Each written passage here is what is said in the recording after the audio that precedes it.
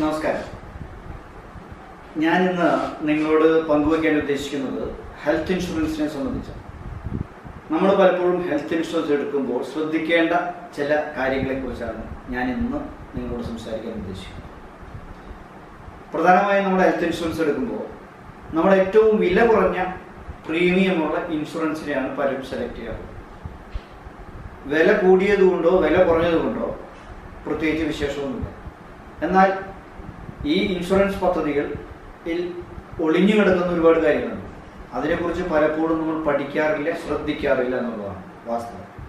ഇത് നമ്മളൊരു ഹോസ്പിറ്റലായി കഴിഞ്ഞ് ഇൻഷുറൻസ് ക്ലെയിമുമായി ബന്ധപ്പെട്ട് വരുമ്പോഴാണ് പലപ്പോഴും ഇത്തരം കാര്യങ്ങൾ മനസ്സിലാക്കുകയും പിന്നീട് അത് വലിയ ബുദ്ധിമുട്ടിലേക്കും ബാധ്യതയിലേക്കും പലപ്പോഴും വരാറുണ്ട് പലർക്കും എന്നുള്ളതുകൊണ്ടാണ് ഞാൻ ഇത്തരം ഒരു വിഷയം തിരഞ്ഞെടുക്കാനുള്ള കാരണം. അപ്പോൾ ഹെൽത്ത് ഇൻഷുറൻസിനെ കുറിച്ച് പറയാം.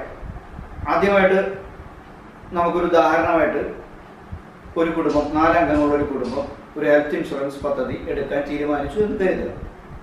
അങ്ങനെയെങ്കിൽ പോളിസി എ, പോളിസി ബി എന്ന 2 പോളിസികളെ നമുക്ക് തരംതിരിക്കാം. എ പോളിസിയിൽ 10 ലക്ഷം രൂപ കവറേജും ബി പോളിസിയിലും 10 ലക്ഷം രൂപ കവറേജും. എന്നാൽ എ പോളിസിയിൽ പ്രീമിയം വെറും 20,000 രൂപ, ബി പോളിസിയിൽ പ്രീമിയം 30,000 രൂപ. എന്നാൽ സെറ്റിൽമെൻറ്റ് റേഷ്യോ ഈ രണ്ടിനും 95.5% ഉണ്ടെന്ന് കരുതുക. ഇങ്ങനെയുള്ള സാഹചര്യങ്ങളിൽ പലപ്പോഴും ഇതൊന്നും ശ്രദ്ധിക്കാതെ ആയിരിക്കും പലപ്പോഴും നിങ്ങളൊക്കെ ഹെൽത്ത് ഇൻഷുറൻസ് എടുക്കുന്നു. ഏറ്റവും വില കുറഞ്ഞ് നോക്കിയെടുക്കുക എന്നുള്ളതാണ്. നമുക്ക് അത്രയും പൈസ കുറച്ചടച്ചാൽ മതിയല്ലോ എന്ന് കരുതിയിട്ടാണ് പലപ്പോഴും ആൾ എടുക്കുന്നത്. കാരണം ഇത് കമ്പയർ ചെയ്യുമ്പോൾ 10 ലക്ഷമാണ് ഞാൻ നേരത്തെ പറഞ്ഞ 2 പോളിസികളും 10 ലക്ഷം രൂപയാണ് അതിൻ്റെ സമ്മിശ്രം. അപ്പോൾ ആ 10 ലക്ഷം രൂപയുടെ പോളിസിക്ക് രണ്ടിനും വ്യത്യസ്തമായ വിലയുണ്ട്. 10,000 രൂപയുടെ വ്യത്യാസമാണ് ഒരു പോളിസിയിലുള്ളത്. അതുകൊണ്ട് പലപ്പോഴും നേരത്തെ പറഞ്ഞതുപോലെ വില കുറഞ്ഞ പോളിസി ആയിരിക്കും തിരഞ്ഞെടുക്കുക. എന്നാൽ നിങ്ങൾ ശ്രദ്ധിക്കേണ്ട ഏറ്റവും പ്രധാനപ്പെട്ട ഒരു കാര്യം, ഇനി നിങ്ങളൊരു ഹെൽത്ത് പോളിസി എടുക്കുമ്പോൾ അതിന് റിസ്റ്റോറേഷൻ ബെനിഫിറ്റ് ഉണ്ടോ എന്ന് പരിശോധിക്കുക എന്നുള്ളതാണ് ഒന്നാമത്തെ കാര്യം. അപ്പോൾ നമുക്ക് സംശയം തോന്നും, എന്താണ് ഈ റിസ്റ്റോറേഷൻ എന്ന് പലർക്കും സംശയം തോന്നും. റിസ്റ്റോറേഷൻ എന്ന് പറയുന്നത് മറ്റൊന്നുമല്ല, നമ്മൾ 10 ലക്ഷം രൂപയുടെ പോളിസി എടുത്തു കഴിയുമ്പോൾ, ഉദാഹരണത്തിന് ഞാൻ നേരത്തെ പറഞ്ഞ പോലെ 4 അംഗങ്ങളുള്ള ഈ കുടുംബത്തിൻ്റെ കുടുംബനാഥന് ഒരു വർഷം അദ്ദേഹത്തിന് ആശുപത്രി ചിലവായിട്ട് ഒരു 6 ലക്ഷം രൂപ ചിലവ് വന്നു എന്ന് വിചാരിക്കുക. അപ്പോൾ 4 ലക്ഷം രൂപ പിന്നെ ആ പോളിസിയിൽ ബാക്കിയുള്ളൂ. അതൊരു കുടുംബ ഹെൽത്ത് ഇൻഷുറൻസ് പോളിസിയാണ്. അപ്പോൾ 4 ലക്ഷം രൂപ ബാക്കി 4 ലക്ഷം രൂപ, 6 ലക്ഷം രൂപ ചിലവായി കഴിഞ്ഞു. അതേ വർഷം തന്നെ മകനോ ഭാര്യയ്ക്കോ മറ്റാർക്കെങ്കിലും ആ കുടുംബത്തിൽ എന്തെങ്കിലും സംഭവിച്ചാൽ കയ്യിൽ 4 ലക്ഷം രൂപ മാത്രമേ ഉള്ളൂ. ആ 4 ലക്ഷയ്ക്ക് മുകളിൽ ബില്ല് വന്നാൽ ബാക്കി പൈസ നമ്മുടെ കയ്യിൽ നിന്നും എടുക്കേണ്ടതായിട്ട് വരും. എന്നാൽ റിസ്റ്റോറേഷൻ എന്ന് പറയുന്ന ഇതുള്ള ഇൻഷുറൻസുകൾക്ക് ഈ 10 ലക്ഷം രൂപയിൽ ബാക്കി 6 ലക്ഷം രൂപ ചിലവായത് പൂർണ്ണമായോ അതല്ലെങ്കിൽ ഭാഗികമായോ വീണ്ടും അതിലേക്ക് കൂട്ടും എന്നുള്ളതാണ്. അതായത് നമ്മൾ വെള്ളം ഒരു കപ്പിലെടുത്ത് ആ വെള്ളത്തിൻ്റെ പകുതി കപ്പിൽ നിന്ന് എടുത്ത് കളഞ്ഞാൽ വീണ്ടും ആ കപ്പിലേക്ക് വേറൊരു കപ്പിൽ നിന്ന് വെള്ളം നിറക്കുന്ന പോലെ അപ്പോഴും ആ കപ്പിൽ ഫുള്ള് വെള്ളം ഉണ്ടാവും എന്ന് പറയുന്ന പോലത്തെ ഒരു പദ്ധതിയാണ് റിസ്റ്റോറേഷൻ എന്നുള്ളത് ഉദ്ദേശിക്കുന്നത്. എന്നാലോ റിസ്റ്റോറേഷൻ എന്ന് പറയുന്നത് 2 തരത്തിലുണ്ടെന്നുള്ളതാണ്. ഒന്ന് പാർഷ്യൽ റിസ്റ്റോറേഷൻ, എന്നാൽ മറ്റൊന്ന് കംപ്ലീറ്റ് റിസ്റ്റോറേഷൻ.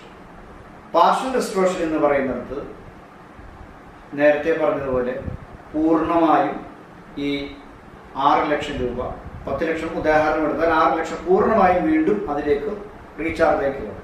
എന്നാൽ കംപ്ലീറ്റ് എന്ന റിസ്റ്റോറേഷൻ പദ്ധതിയിൽ പൂർണ്ണമായും കയറില്ല, ഭാഗികമായിട്ടാണ് കയറുക. അപ്പോഴും നമുക്ക് കുറച്ച് പൈസ മാത്രമേ അതിൻ്റെ അകത്ത് കയറുള്ളൂ. അപ്പോൾ അങ്ങനെ വരുമ്പോൾ ആ പണത്തിന് മുകളിൽ വന്നാൽ നമ്മൾ പൈസ ചിലവാക്കേണ്ടി വരും. എന്നാൽ പാർഷ്യൽ റിസ്റ്റോറേഷനുള്ള പോളിസി ആണെങ്കിൽ പിന്നീടും നമുക്ക് 1 രൂപ പോലും ചിലവാക്കേണ്ടതായിട്ട് വരില്ല എന്നുള്ളതാണ് റിസ്റ്റോറേഷൻ കൊണ്ട് ഉള്ള ഗുണം. അപ്പോൾ റിസ്റ്റോറേഷനെ പറ്റി എല്ലാവർക്കും മനസ്സിലായെന്ന് കരുതുന്നു.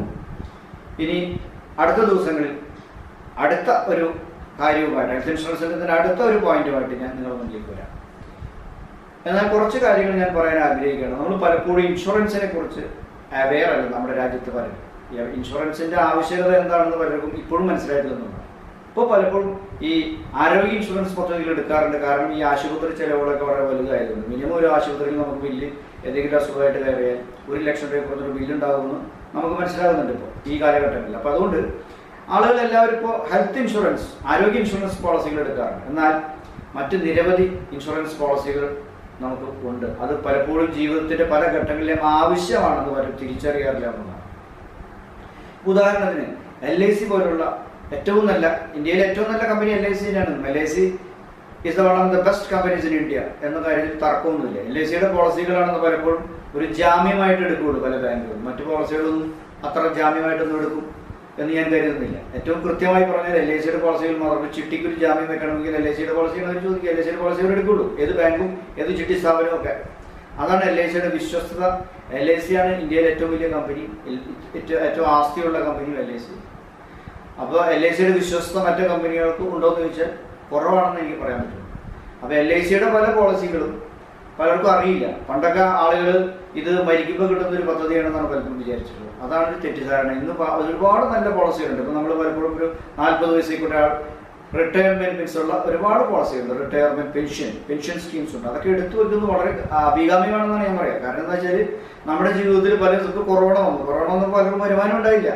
അപ്പോൾ ഇത്തരം ഒരു പെൻഷൻ പ്ലാൻ ഉണ്ടായാൽ അദ്ദേഹത്തിന് ജീവിതകാലം മുഴുവൻ 100 വയസ്സ് വരെ അദ്ദേഹത്തിന് പെൻഷൻ കിട്ടിക്കൊണ്ടിരിക്കും. നമ്മൾ നിശ്ചിതമായൊരു തുക നിശ്ചിത വർഷത്തേക്ക് അടച്ചാൽ നമ്മുടെ സമ്പാദ്യവും നമ്മുടെ വരുമാനം അനുസരിച്ച് അതിന് ആനുപാതികമായിട്ട് നമ്മൾ അടച്ചാൽ നമുക്ക് ആവശ്യമുള്ള 1 ലക്ഷം വേണമെങ്കിൽ നിങ്ങൾ 1 ലക്ഷം രൂപ പെൻഷൻ സ്വീകരിക്കാം. നിശ്ചിത കാലയളവ് കഴിയുമ്പോൾ നിങ്ങൾക്ക് അവസാനം വരെ 100 വയസ്സ് വരെയൊക്കെ ചില പോളിസികളിൽ ഇൻഷുറൻസ് കവർ, അതായത് ഇൻഷുറൻസ് കവറും അതിനോടൊപ്പം 1 ലക്ഷം രൂപ 100 വയസ്സ് വരെ നിങ്ങൾക്ക് കിട്ടിക്കൊണ്ടിരിക്കുകയാണ്. അപ്പോൾ ഇതിനെ നമുക്ക് ഇൻഫ്ലേഷൻ നേരിടാൻ ഉപയോഗിക്കാം. നമ്മുടെ പിന്നെ ജീവിത സാഹചര്യങ്ങൾ മാറുമ്പോഴും നമുക്ക് അതേ ജീവിത നിലവാരത്തിൽ ജീവിക്കാമെന്നുള്ളതൊക്കെയാണ് ഇത്തരം ഇൻഷുറൻസ് പദ്ധതികളുടെ ഗുണം. ആ ഗുണത്തെക്കുറിച്ചും കൂടി ഞാനൊന്ന് സൂചിപ്പിച്ചതേ ഉള്ളൂ. എന്തായാലും അടുത്ത ദിവസങ്ങളിൽ നമുക്ക് ഹെൽത്ത് ഇൻഷുറൻസിൻ്റെ അടുത്ത പോയിന്റുമായിട്ട് ഞാൻ നിങ്ങളോട് സംസാരിക്കാം. അതുവരേക്കും നന്ദി, നമസ്കാരം. എൻ്റെ പേര് ജസ്റ്റിൻ ജോസ് എന്നാണ്. എൻ്റെ നമ്പർ 9207080555. എൻ്റെ വാട്സപ്പ് നമ്പർ 9961855075. നിങ്ങൾക്ക് ഈ വീഡിയോ ഇഷ്ടമായെങ്കിൽ നിങ്ങൾ ലൈക്ക് ചെയ്യുക, ഷെയർ ചെയ്യുക, കമൻറ്റ് ചെയ്യുക. നിങ്ങളുടെ സംശയങ്ങൾക്ക് എന്നെ വിളിക്കാം. എന്നെ ബന്ധപ്പെടുന്നത് വാട്സപ്പിലായിരിക്കും സൗകര്യം. കാരണം വിളിച്ചാൽ എന്നെ കിട്ടണമെന്നില്ല, പല കോളുകൾ വരുന്നതുകൊണ്ട്. അപ്പം നിങ്ങൾ പലപ്പോഴും എൻ്റെ കോൾ ബിസി ആകുമ്പോൾ പലപ്പോഴും ഞാൻ തിരിച്ച് വിളിക്കാൻ ശ്രമിക്കാറുണ്ട്. എന്നാലും നിങ്ങൾക്ക് ഏറ്റവും സൗകര്യം വാട്സപ്പിൽ എനിക്കൊരു മെസ്സേജ് അയക്കുന്നുണ്ട്. അപ്പോൾ അതുകൊണ്ട് നിങ്ങൾ എത്ര സംശയങ്ങളുണ്ടെങ്കിൽ എന്നെ ബന്ധപ്പെടാൻ മടിക്കരുത്. ഈ ഇഷ്ടപ്പെട്ടാൽ ഈ വീഡിയോ ഷെയർ ചെയ്യുക, ലൈക്ക് ചെയ്യുക. ഇത്തരം സാമ്പത്തിക അറിവുകൾക്ക് ബന്ധപ്പെടുക. ഒരിക്കൽ കൂടി എൻ്റെ നമ്പർ പറയാം, 9207080555.